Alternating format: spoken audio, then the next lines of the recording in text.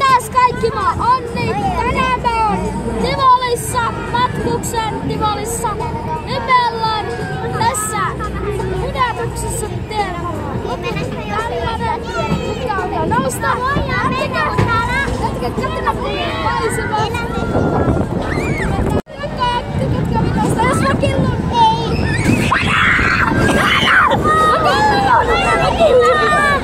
Ja tuntuu vähän suoraan selkeästi. En tykkää hirveästi tosta. Tuntuu ihan niinku maassa. Missä näet?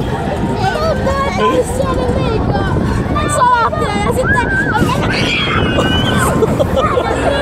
Älkää ihmetelkö miksi mä näen sitä. Mä en halua.